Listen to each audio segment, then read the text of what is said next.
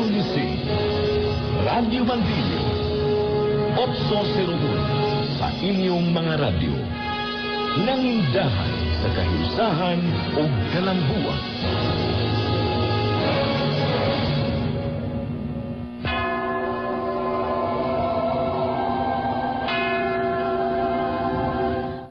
Thanks for listening.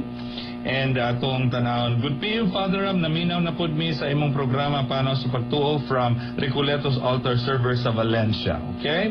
And then we have another text coming from here.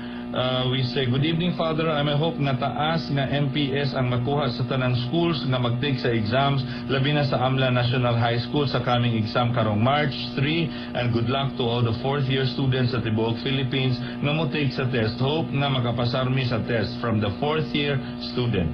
Okay? Thank you very, very much for tuning in and listening. Good evening, Pads. Musta na? I'm okay. Unsa ang ato topic karon? It's me, Noel Shia. Oy, Noel, nabanhaw ka dudong. Where are you and where have you been? Nakapaminaw ka sa atong topic. It's about confession dudong. It's about the sacrament of confession. So, anybody who would like to share with us, so share your thoughts, your observation, and anything you'd like to send us tonight. So, atong atay caller, atong dawatan. Hello? Hello, good evening, Father. Yes, good evening. You're calling from? Kandaw, Father. Kandaw, very good. Thank you very much for tuning in. Okay, anything you would like to share? Father, kanabang ubang Father. Ingon man nga, direct to God kuno sila. May direct to God kuno kay direkta sa Ginoo. Ari kuno sa pare. Ang pare, parehare na atong tawo. Ano kuno maagi pa man ang pare. Nga ang kuan ato lamang dito sa Ginoo na magig pare kay ang pare makasasala gihapon. Amo na ilang argumento sa ubang sinta. Okay. Will you please explain, Father? Sure. The other people who listening can enlighten, Father. Okay, good. Very good. Very nice question. Very valid and kuan. So thank you very much for the question. Atong tagsa-tagsaon. Una, direct confession to God. Kanang direct confession to God is a misnomer. No? Misnomer. Unsa man ang misnomer? Sayop nga konsepto. Ngano man? Kay unsaon man nimo pagpangumpisal direkto sa Ginoo nga kanang meanings kumpisal mao man ang pagtug-an sa imong mga sala, pagtug-an sa imong mga sala ngadto sa Ginoo pinaagis pare. So, there is no such thing as direct confession to God. Well, this is the context of what confession is all about sa ato ang pagtuong Katoliko. I'm talking about from the point of view of the context of the Catholic faith. Now, karon, when I say I confess, akong giyaw-yaw, akong gisulti, I confess. Akong ibutyag ang ako mga sala, no? Pinaagi sa usa nga sama kanako nga makadungog nga maoy inahimong instrumento sa Ginoo. Iyon ani. Ako, pananglit, I'm a person who speaks, a person who listens. Usa ako katao nga sa pagkangalan lang gitawag og usa ka sign. Unsa man ang sign? Sign is a tangible. Sign is a sensible thing that points to a reality. Ang simbolo, ang sign, ang stimaan, usa ka butang nga makita, mahikap, o masinati nato nga nagpunting sa laing realidad. Example sa sign is ang krusipiho, ang crucifix. Ang crucifix is a sign kay makita man nato, mahikap nato. Pero ang punting sa crucifix mao ang si Santo Cristo, ang atong Ginoo nga natao sa cross. Sign na siya. Now, ako kay sign man ko, makita ko, mahikap ko, musulti ko, makadungog ko, kinahanglan nga inigsulti nako ang ako kong sultihan, kana pong makasulti o makadungog sa akong sultihan. I hope I am getting clear, ha? A sign needs another sign to communicate. Ingon ani, mo diretso na ikag-communicate nga to sa Ginoo, nga ang Ginoo nagpadala man gani sa iyang anak nga tao nga sama kanato, nagpakatawo ang iyang anak aron ang atong pagpakiglambigit sa Ginoo sa pagkanang pag-communicate pinaagi sa iyang anak nga mao si Kristo. Mao man gani naingon si Kristo nga, nobody goes to the Father except through me. Walay makaabot sa akong amahan, kundi una mag-agi ka nako. In other words, nga naman kang mo diretso pangumpisa nga tos una sa Ginoo, nga tos Ginoo, nga kinahanglan mo agi man ka ni Kristo. Now, unsa man na si Kristo? Si Kristo is both God and man. Nganong man o nganong God man? Tungod kay siya anak sa Dios o bugtong siya anak sa Dios o siya tao kay anak ni Mama Mary. Now, sa iyang pagkatawhanon, si Kristo musulti pareha nato. If you remember sa Kristo din sa Ebanghelyo, grabe ganaya ang isulti nato ron, no? Naingon siya nga, ayaw ka mo kabalakas sa inyong ugma, ayaw mo kaguol sa inyong kanon, ayaw mo kaguol sa inyong imnon o sa inyong isulob. Kay ang Ginoo nga akong amahan nga tuwa sa langit, nakabalo og unsay inyong mga panginahanglan.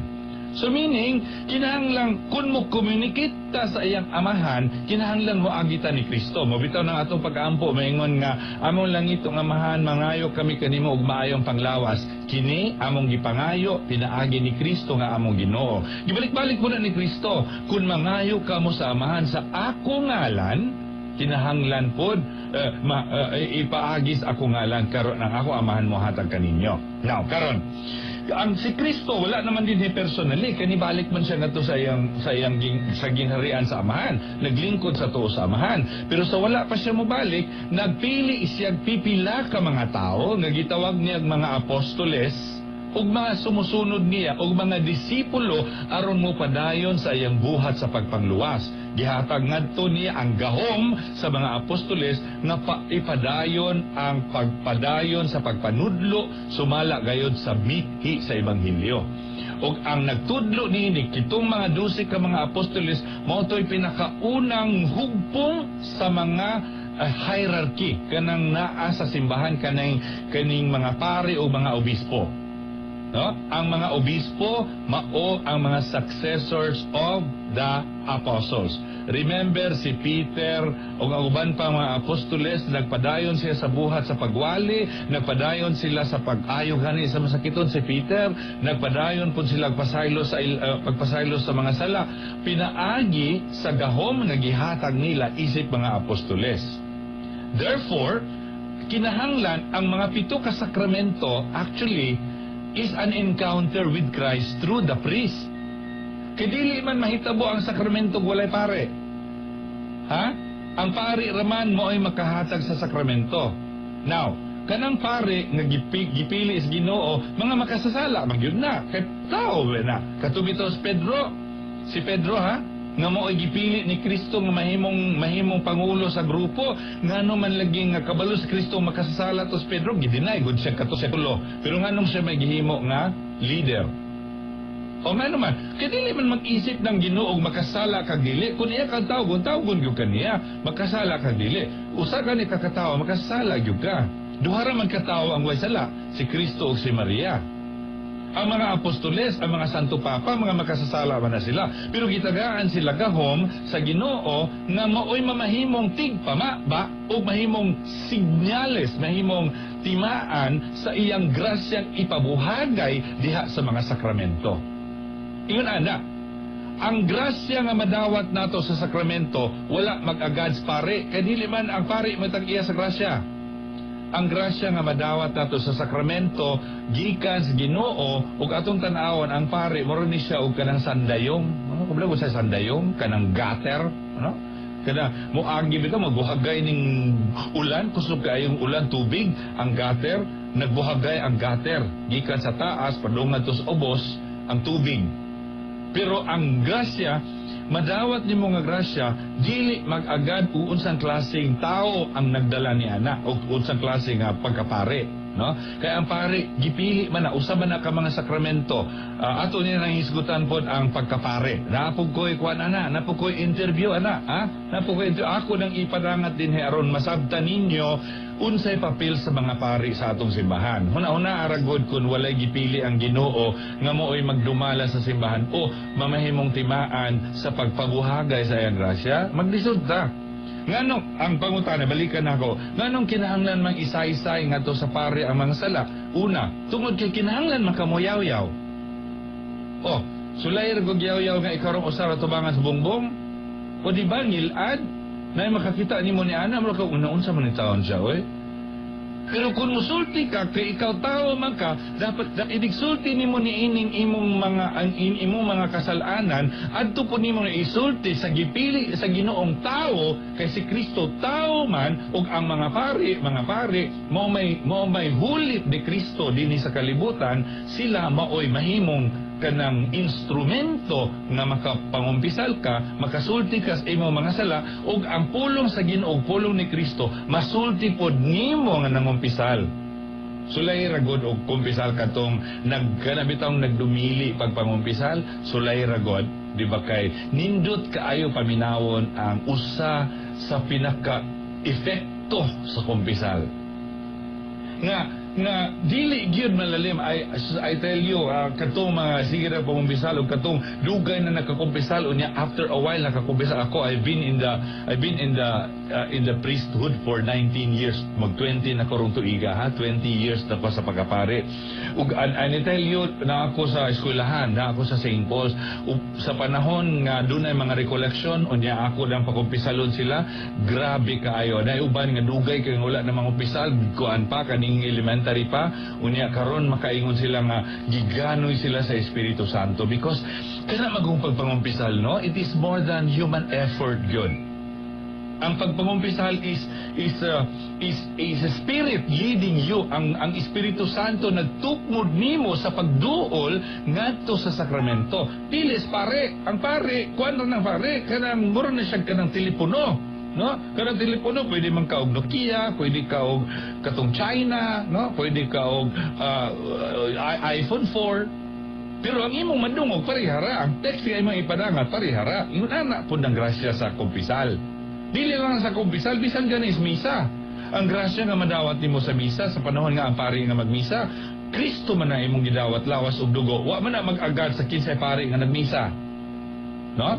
Pero dinhi sa kumpisal, ginahanglan kan ibotyag nimo ang imong mga sala ngadto sa usa ka tawo, kay tawo man ka nanginahanglan mo communicate sa tawo. Yan gipadala man sa Ginoo si Kristo nga tawo aron kita sakto ang atong pag-communicate. Sa yunan biya kag musulti ka ngadto sa Ginoo nga Lord, pasaylo ako sa kong mga sala niya. Bukalit lang kusog kay tingog, oh, ipasaylo ko, di ba? Uy, gilad kayo, marag dalugdog. Yeah, besides, dili gid na mahitabo. Ngano di man mahitabo? Tungod kay kinahanglan nga normal ug natural ang pamaagi sa pagdawat sa grasya. Nga naman yun, nagpagkatao man ang Ginoo nga Ginoo naman, pwede mo tanin himuon niya tanan. Pero nga naman yun niagi sa pagpagkatao. Nga naman yun nga niagi sa siyam kabulan man ang iyahang pagpamabdos diya sa sabaka ni Mama Mary. Ano man, kay moagi siya sa proseso sa tawahanong pamaagi. Kay maura na ang bugtong paagi nga kita makasabot ug makadawat ug ngano nga gihimo kini. And that's precisely why we are having the sacraments. Kini sacraments are acts of Christ. They are actions of Christ. Ang pari is only acting in persona Christi. No? Meaning, ang pari, siya lamang ang naghulip sa trabaho, kining trabaho sa pari, di na iyaha, trabaho na as Ginoo. Niya, ang pari, gitawag ra Ginoo nga aron mamahimo niyang instrumento nga mapadayon ang pagpanghatag sa iyang grasya. I hope I am cleared anang mga dapita ko. Naapay dugang hala padangat mo sa inyo ha mga pangutana. Kaya atong ipadayon ang atong mga mensahe karon nga ni adere ha. Kay para Good PM, Father, God is good God is good all the time. Hello to all the Divine Mercy Apostolates and Ayungon, especially to Mama Mimi. True full recovery to Mama Fe Pastor and Sister Rene Ojeda, TY Nilfe of Ayungon. Thank you very much, Nilfe. Super pilit yung kang naminaw nato karon ha. Okay. Good evening, bro. Sis, magpatabang ko pag-ampo nga maayo ang akong pagpanganak next month. Yes, kabalo ka. Akong i-suggest mo, kuan, kanay mag-chaplet of the Divine Mercy ka for the intention. Kamo na ay silhig para malimpyo. Kung na ay silhig para malimpyo atong tukaran, naapoy silhig para sa atong mga sala, mauna ang atong Sacramentos Kumpisal from Veritas Dipolog. Very good, Veritas. Veritas Dipolog, kung naay silhi gamiton pagpanglimpyo sa tungtukaran, doon na po ang simbahan, doon na po ay pagsilhig nga mao, paglimpyo sa itong mga sala nga mao ang sakramento sa pagpangumpisal. Father, ingon pod ang uban dili maayo ang manguros kay ang krus daw para sa patay ra. Nganong inana, Father, madahan. Kisagoy nag-ingon ana oy, ang pagpanguros dili na as patay, ang pagpanguros mao ang pag-angkon nga kita mga anak sa Dios, sa Amahan, sa Anak ug sa Espiritu. Ang pagpanguros mao daw nakoy lami kay explanation matud pa sa usa ka pare nga ni-share nako kanang mo manguros ka sa ngalan sa Amahan, sa Anak ug sa Espiritu Santo daw ang Trinity, ang Santissima Trinidad, ang tulo ka persona sa usa ka Dios daw mihalog nimo kay giana gud nimo sa buna sa ngalan sa Amahan diri sa imong tiyan ug diri sa imong abaga di mo ra og di-embrace nimo ang Ginoo diha sa iyang pagkatulo ka mga personas. So dili siya kuan, dili na siya para sa patay. Nindot yun if makakumpisal ta, Father, kay gaan ayo ato pamati ato self na ug kanang uban nga mga relihiyon mosaon maway ngano mo kumpisal ang Katoliko, wala na sila kasabot. From Phoebe. Okay? Phoebe, thank you very very much. Actually, wala man gyud sa ilahan pod nga pagtuo ang pagpangumpisal, pero sa atoa we always believe in the sacraments as the signs of God's grace nga di nato makita. Good PM, Father, am-as lang ko kamong mga pari asa man pod mo mangumpisal sa inyo ra mga sala from Valencia. Yes, kami mga pari mangumpisal mi sa kauban namong pari o pwede po mangumpisal sa among obispo. But any priest pwede may mangumpisal. Every week, every month na ami oy recollection, unya na ami holy hour during every month nga magtapok may mga pari. During sa holy hour mo na panahon nga ang mga pari mangumpisal. Yes, na ami pagpangumpisal ang kami magkakumpisal sa amo ra pong kaubang pari, because pag duol namo nito moingon namin padre bendisyon ni ako kay nakasala ako. We approach the priest as a sinner, not just a priest but as a sinner. So makakumpisal mi anybody kay ang pari, any priest can hear confession man yun. Okay? No, thank you very much. We have a caller. Hello. Hello, Father. Yes. Yes. Hello. Yes. Hello, si Veritas, si Father, sa Dipolog. Veritas! Oh, yes, you're from Dipolog. Yes, help me explain the sacrament, Veritas. Go. Yes, Father, hope na magkasalmot ko kamay. Yes, yes. Sa Biblia, Father, sa akong tamulan doon, very clear, no? There is John 20, verse 21 to 23. Oh, basahan ako ni kamay, Father. Oh? Yes, please. Unya si Jesus lingon kanila, sa mga tinulan, na mga pari. Mainyon da ang kalinaw. Ingon nga gipadala ako sa Amahan, ako usab nagpadala kay ninyo. Isulti niya kini ug unya gikulipan niya sila ug giingan dawatan ninyo ang Espiritu Santo. Okay. Kung pasayloon ninyo ang mga sala sa mga tao, ipasaylo kini. Kung ang ilang mga sala dili ninyo pasayloon, dili usab kini pasayloon. So kung atong sabto ning dapit sa diri na sa tumoy, kinahanglan gid og ba sa mga pari. Exactly. Sila man may mo pronounce sa pasaylo. Kung hindi ko na sila mo pasaylo, so wala pasaylo nga mahimo. Exactly. So mo nang kinahanglan gyud nga isugin ngadto sa kanang mga pari ang atong mga kasalanan para kita malimpyo. Diyan ka ng issue po, Father, nagingon nila nga anong pari makasala man po na kay tao raman. Well, instrumento ng pari sama ng silhig bisan hugaw, pero kung gamito na magalimpyo raman gyapon, di ba? Exactly. Kana kung gamito na to. So ang pari bisag na sila for personal nilang kalapasan, pero mangumpisal magtuna sila sa atong ibawaan sa atong pagtuo. Exactly. So gigamit lang yun sa Diyos ang mga pari para kita malipiuhan. Murag silhig yun na siya, Father. Kaya ng Father, doon ang salamat. Thank you very much, Veritas, from Dipolog. Doon, indot kayo ang ato ang online video streamer karon si Veritas Dipolog. Kay mipaambit yun siya sa explanation. Gihaon gikan sa Ebanghelyo ni San Juan, Kapitulo 20, versikulo 19 hangtod sa 23, no? Ang paghatag ni Kristo sa gahom sa iya mga apostoles sa pagpasaylo sa mga sala kung kinsa ka to masala ilang pasayloon, ang sala nga dili nila pasayloon, dili usab kini mapasaylo, no? And besides kami mga pare, ako balikon kami mga pare mangumpisal pod mi. So bisan og makasasala mi, parehan ninyo mangumpisal pod mi. We have our own naaman pod mi among confession every month man ang amo ang recollection og Holy Hour. Okay, thank you Veritas Dipolo for such a wonderful explanation. Okay. Pads, ni brown out diris amlan, wala ko katiwas noon og paminaw Pads. Regards na lang ko ninyo tanan diha Pads to all the listeners. Good night na lang Pads ug sa tanan from May.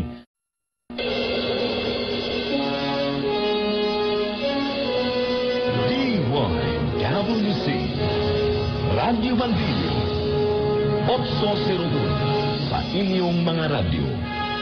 Nangindahan sa kahiusahan o kalambuan.